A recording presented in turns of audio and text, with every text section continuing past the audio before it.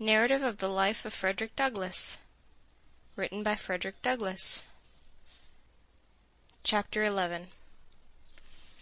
I now come to that part of my life during which I planned and finally succeeded in making my escape from slavery. But before narrating any of the particular circumstances, I deem it proper to make known my intention not to state all the facts connected with the transaction. My reasons for pursuing this course may be understood from the following. First, were I to give a minute statement of all the facts, it is not only possible, but quite probable, that others would thereby be involved in the most embarrassing difficulties. Secondly, such a statement would most undoubtedly induce greater vigilance on the part of slaveholders than has existed heretofore among them, which would, of course, be the means of guarding a door whereby some dear brother bondman might escape his galling chains. I deeply regret the necessity that impels me to suppress anything of importance connected with my experience in slavery. It would afford me great pleasure indeed, as well as materially add to the interest of my narrative, were I at liberty to gratify a curiosity, which I know exists in the minds of many, by an accurate statement of all the facts pertaining to my most fortunate escape. But I must deprive myself of this pleasure, and the curious of the gratification which such a statement would afford. I would allow myself to suffer under the greatest imputations which evil-minded men might suggest, rather than exculpate myself, and thereby run the hazard of closing the slightest avenue by which a brother slave might clear himself of the chains and fetters of slavery. I have never approved of the very public manner in which some of our Western friends have conducted what they call the Underground Railroad, but which, I think, by their open declarations, has been made most emphatically the Upper-Ground Railroad. I honor those good men and women for their noble daring, and applaud them for willingly subjecting themselves to bloody persecution by openly avowing their participation in the escape of slaves.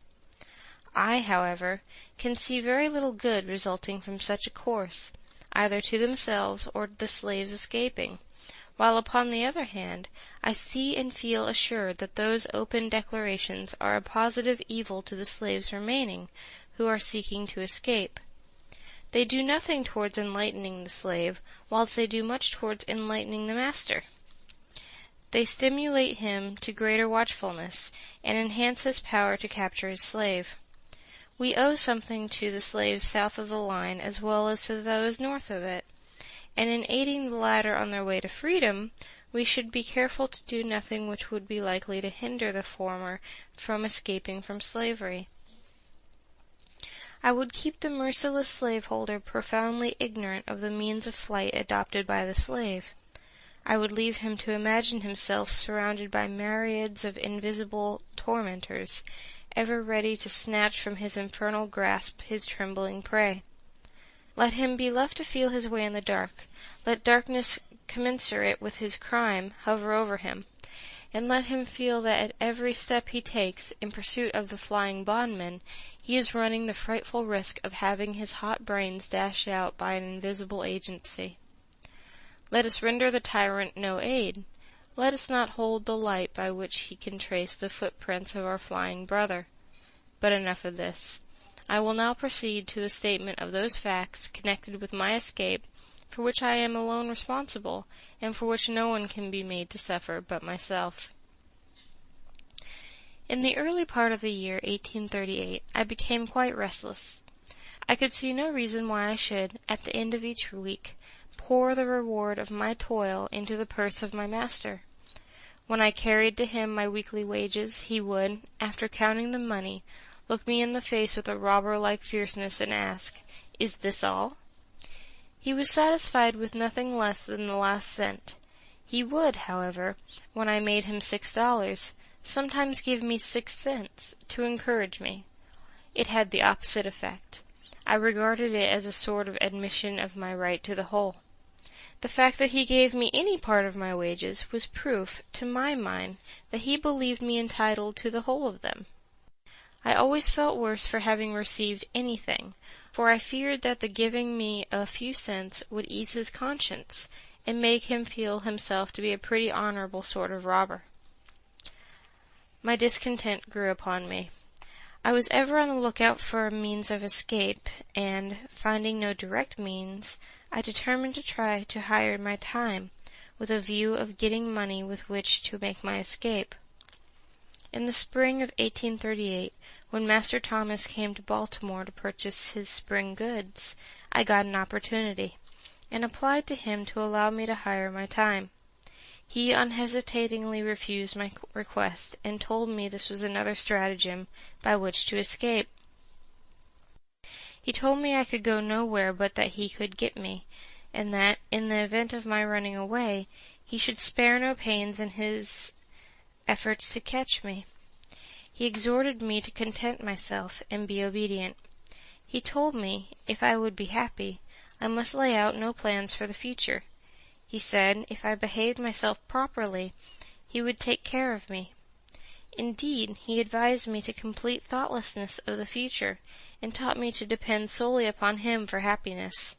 He seemed to see fully the pressing necessity of setting aside my intellectual nature in order to ensure contentment in slavery. But in spite of him, and even in spite of myself, I continued to think, and to think about the injustice of my enslavement, and the means of escape. About 2 months after this, I applied to Master Hugh for the privilege of hiring my time. He was not acquainted with the fact that I had applied to Master Thomas, and had been refused. He, too, at first seemed disposed to refuse, but, after some reflection, he granted me the privilege, and proposed the following terms. I was to be allowed all my time, make all the contracts with those for whom I worked, and find my own employment. And, in return for this liberty, I was to pay him $3 at the end of each week, find myself in caulking tools, and board and clothing. My board was $2.50 per week. This, with the wear and tear of clothing and caulking tools, made my regular expenses about $6 per week. This amount I was compelled to make up, or relinquish the privilege of hiring my time. Rain or shine, work or no work, at the end of each week the money must be forthcoming, or I must give up my privilege. This arrangement, it will be perceived, was decidedly in my master's favor. It relieved him of all need of looking after me. His money was sure. He received all the benefits of slaveholding without its evils, while I endured all the evils of a slave, and suffered all the care and anxiety of a freeman. I found it a hard bargain, but, hard as it was, I thought it better than the old mode of getting along. It was a step towards freedom to be allowed to bear the responsibilities of a freeman, and I was determined to hold on upon it. I bent myself to the work of making money. I was ready to work at night as well as day, and by the most untiring perseverance and industry, I made enough to meet my expenses, and lay up a little money every week. I went on thus from May till August. Master Hugh then refused to allow me to hire my time longer. The ground for his refusal was a failure on my part, one Saturday night, to pay him for my week's time. This failure was occasioned by my attending a camp meeting about 10 miles from Baltimore. During the week, I had entered into an engagement with a number of young friends to start from Baltimore to the campground early Saturday evening, and being detained by my employer, I was unable to get down to Master Hugh's without disappointing the company. I knew that Master Hugh was in no special need of the money that night. I therefore decided to go to camp meeting, and upon my return pay him the $3. I stayed at the camp meeting 1 day longer than I intended when I left. But as soon as I returned, I called upon him to pay him what he considered his due. I found him very angry. He could scarce restrain his wrath. He said he had a great mind to give me a severe whipping. He wished to know how I dared to go out of the city without asking his permission.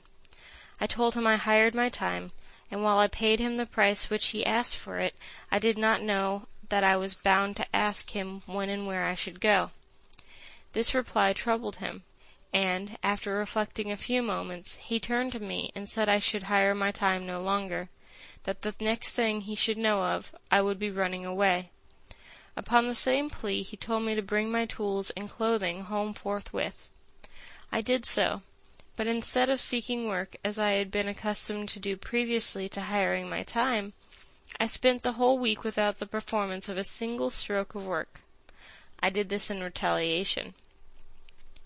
Saturday night he called upon me as usual for my week's wages. I told him I had no wages. I had done no work that week. Here we were upon the point of coming to blows. He raved, and swore his determination to get hold of me. I did not allow myself a single word, but was resolved, if he laid the weight of his hand upon me, it should be blow for blow. He did not strike me, but told me that he would find me in constant employment in future. I thought the matter over during the next day, Sunday, and finally resolved upon the 3rd day of September as the day upon which I would make a second attempt to secure my freedom. I now had 3 weeks during which to prepare for my journey.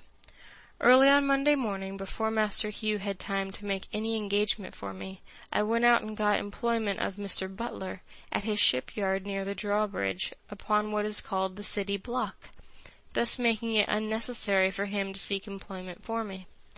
At the end of the week I brought him $8 and $9. He seemed very well pleased, and asked me why I did not do the same the week before. He little knew what my plans were. My object in working steadily was to remove any suspicion he might entertain of my intent to run away, and in this I succeeded admirably. I suppose he thought I was never better satisfied with my condition than at the very time during which I was planning my escape. The 2nd week passed, and again I carried him my full wages, and so well pleased was he that he gave me 25 cents, quite a large sum for a slaveholder to give a slave, and bade me to make good use of it. I told him I would. Things went on without very smoothly indeed, but within there was trouble. It is impossible for me to describe my feelings as the time of my contemplated start drew near. I had a number of warm-hearted friends in Baltimore, friends that I loved almost as I did my life, and the thought of being separated from them forever was painful beyond expression.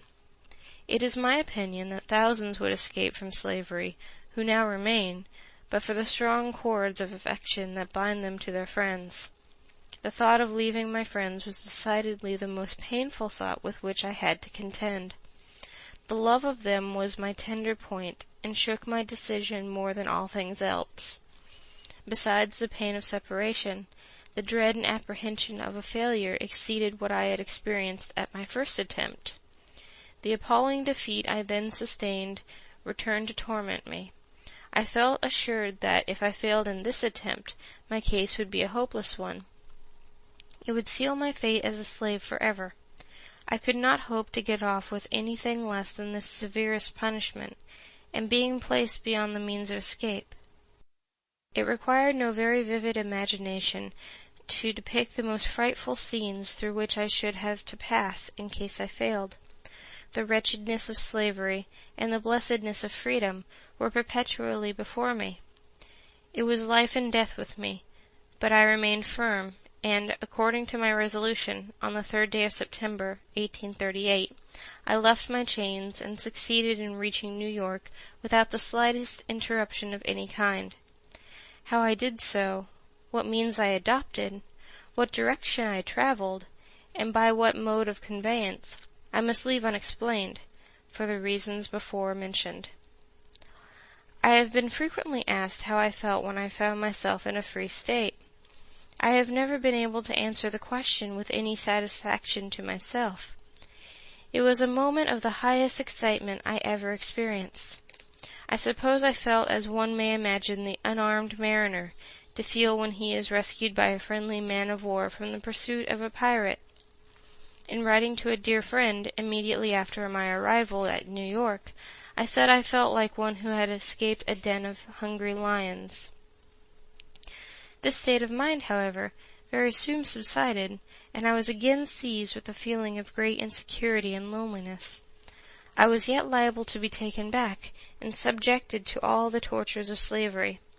This in itself was enough to damp the ardor of my enthusiasm. But the loneliness overcame me. There I was in the midst of thousands, and yet a perfect stranger, without home and without friends, in the midst of thousands of my own brethren, children of a common Father, and yet I dared not to unfold to any one of them my sad condition. I was afraid to speak to any one for fear of speaking to the wrong one, and thereby falling into the hands of money-loving kidnappers, whose business it was to lie in wait for the panting fugitive, as the ferocious beasts of the forest lie in wait for their prey. The motto which I adopted when I started from slavery was this: trust no man. I saw in every white man an enemy, and in almost every colored man cause for distrust. It was a most painful situation, and, to understand it, one must needs experience it, or imagine himself in similar circumstances. Let him be a fugitive slave in a strange land, a land given up to be the hunting ground for slaveholders, whose inhabitants are legalized kidnappers, where he is every moment subjected to the terrible liability of being seized upon by his fellow men, as the hideous crocodile seizes upon his prey. I say, let him place himself in my situation, without home or friends, without money or credit, wanting shelter and no one to give it, wanting bread and no money to buy it, and at the same time let him feel that he is pursued by merciless men-hunters, and in total darkness as to what to do, where to go, or where to stay.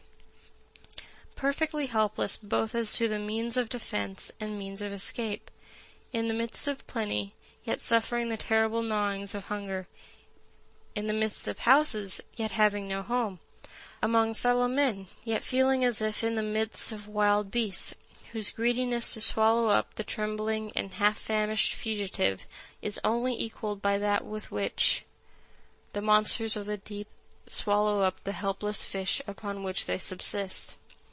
I say, let him be placed in this most trying situation, the situation in which I was placed. Then, and not till then, will he fully appreciate the hardships of, and know how to sympathize with, the toil-worn and whipped-scarred fugitive slave. Thank heaven, I remained but a short time in this distressed situation. I was relieved from it by the humane hand of Mr. David Ruggles, whose vigilance, kindness, and perseverance I shall never forget. I am glad of an opportunity to express, as far as words can, the love and gratitude I bear him. Mr. Ruggles is now afflicted with blindness, and is himself in need of the same kind offices which he was once so forward in the performance toward others. I had been in New York but a few days when Mr. Ruggles sought me out, and very kindly took me to his boarding-house at the corner of Church and Lisbon streets. Mr. Ruggles was then very deeply engaged in the memorable Darg case, as well as attending to a number of other fugitive slaves, devising ways and means for their successful escape, and, though watched and hemmed in on almost every side, he seemed to be more than a match for his enemies. Very soon after I went to Mr. Ruggles, he wished to know of me where I wanted to go, as he deemed it unsafe for me to remain in New York. I told him I was a caulker, and should like to go where I could get work. I thought of going to Canada, but he decided against it, and in favor of my going to New Bedford, thinking I should be able to get work there at my trade. At this time, Anna, she was free, my intended wife, came on, for I wrote to her immediately after my arrival in New York, notwithstanding my homeless, houseless, and helpless condition, informing her of my successful flight, and wishing her to come on forthwith. In a few days after her arrival, Mr. Ruggles called in the Reverend J. W. C. Pennington, who, in the presence of Mr. Ruggles, Mrs. Michaels, and 2 or 3 others, performed the marriage ceremony, and gave us a certificate, of which the following is an exact copy. This may certify that I joined together in holy matrimony Frederick Johnson and Anna Murray, as man and wife, in the presence of Mr. David Ruggles and Mrs. Michaels. James W.C. Pennington, New York, September 15th, 1838. I had changed my name from Frederick Bailey to that of Johnson. Upon receiving this certificate and a $5 bill from Mr. Ruggles, I shouldered one part of our baggage, and Anna took up the other, and we set out forthwith to take passage on board of the steamboat John W. Richmond for Newport, on our way to New Bedford. Mr. Ruggles gave me a letter to a Mr. Shaw in Newport, and told me, in case my money did not serve me to New Bedford, to stop in Newport and obtain further assistance. But upon our arrival at Newport we were so anxious to get to a place of safety that, notwithstanding we lacked the necessary money to pay our fare, we decided to take seats in the stage and promised to pay when we got to New Bedford. We were encouraged to do this by two excellent gentlemen, residents of New Bedford, whose names I afterward ascertained to be Joseph Ricketson and William C. Tabor. They seemed at once to understand our circumstances, and gave us such assurance of their friendliness to put us fully at ease in their presence. It was good indeed to meet with such friends, and at such a time. Upon reaching New Bedford we were directed to the house of Mr. Nathan Johnson, by whom we were kindly received and hospitably provided for. Both Mr. and Mrs. Johnson took a deep and lively interest in our welfare. They proved themselves quite worthy of the name of abolitionists.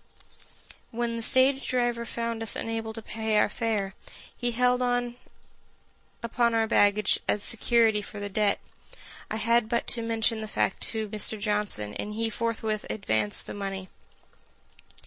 We now began to feel a degree of safety, and to prepare ourselves for the duties and responsibilities of a life of freedom.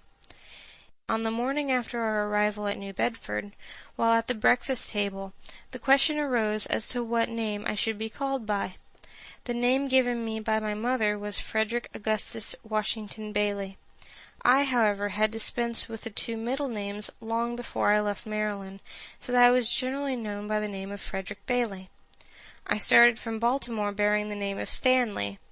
When I got to New York, I again changed my name to Frederick Johnson, and thought that would be the last change. But when I got to New Bedford, I found it necessary again to change my name. The reason of this necessity was that there were so many Johnsons in New Bedford, it was already quite difficult to distinguish between them. I gave Mr. Johnson the privilege of choosing me a name, but told him he must not take from me the name of Frederick. I must hold on to that, to preserve a sense of my identity. Mr. Johnson had just been reading The Lady of the Lake, and at once suggested that my name be Douglas. From that time until now I have been called Frederick Douglass, and as I am more widely known by that name than either of the others, I shall continue to use it as my own. I was quite disappointed at the general appearance of things in New Bedford.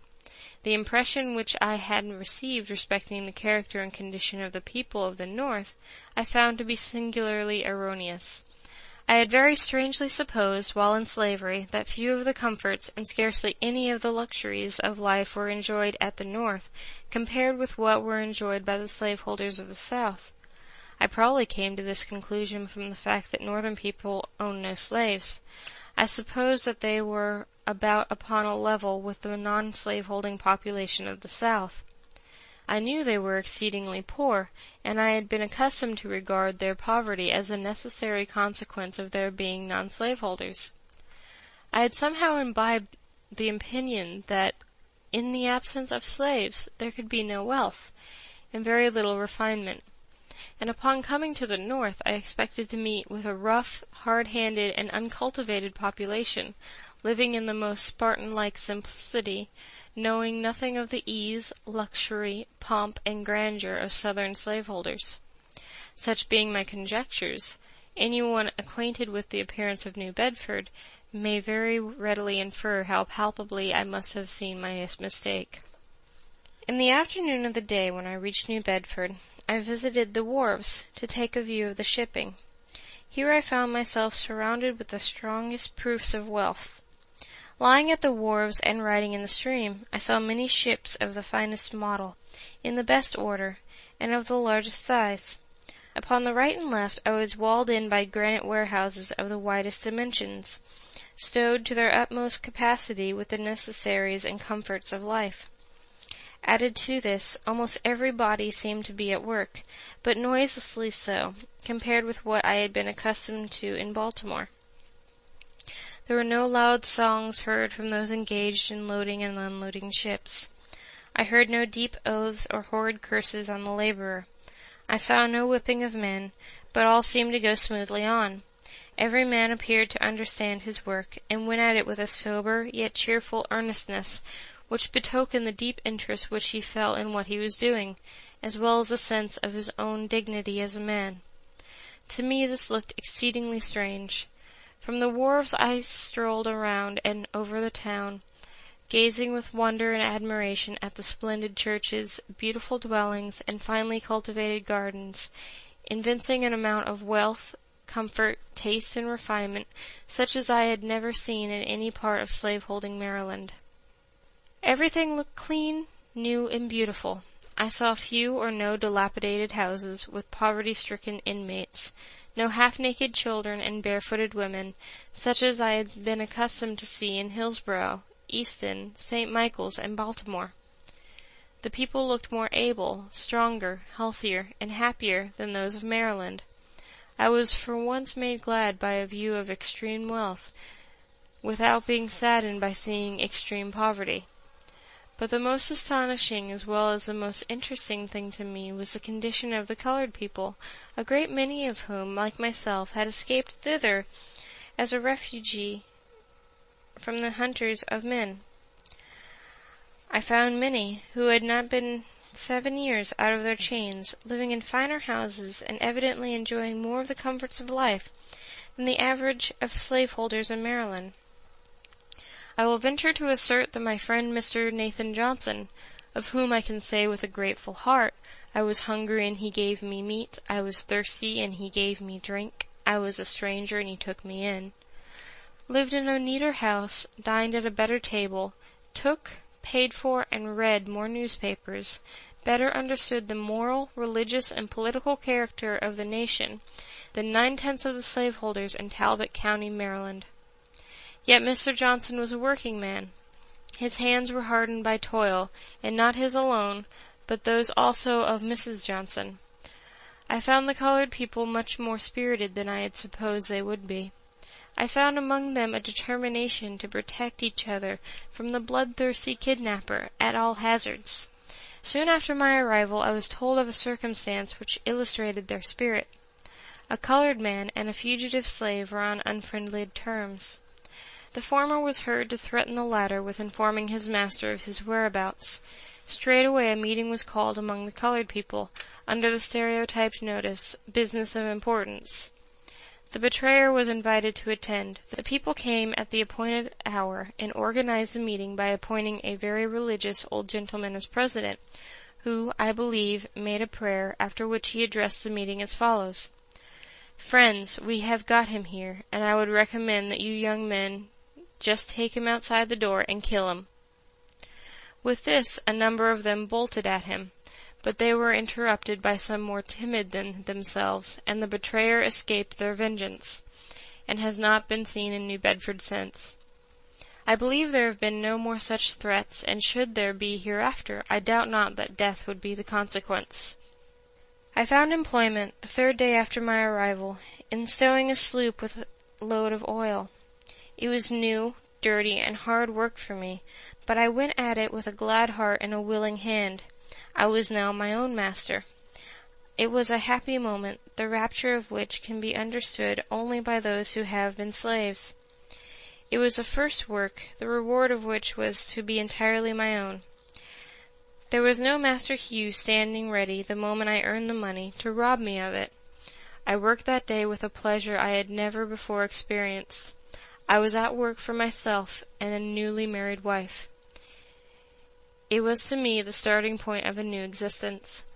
When I got through with that job, I went in pursuit of a job of caulking, but such was the strength of prejudice against color among the white caulkers that they refused to work with me, and of course I could get no employment.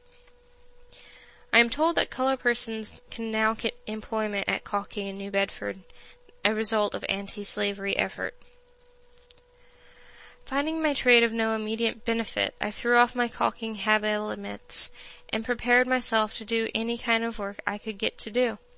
Mr. Johnson kindly let me have his wood horse and saw, and I very soon found myself plenty of work. There was no work too hard, none too dirty. I was ready to saw wood, shovel coal, carry the hod, sweep the chimney, or roll oil casks, all of which I did for nearly 3 years in New Bedford before I became known to the anti-slavery world. In about 4 months after I went to New Bedford, there came a young man to me and inquired if I did not wish to take the Liberator.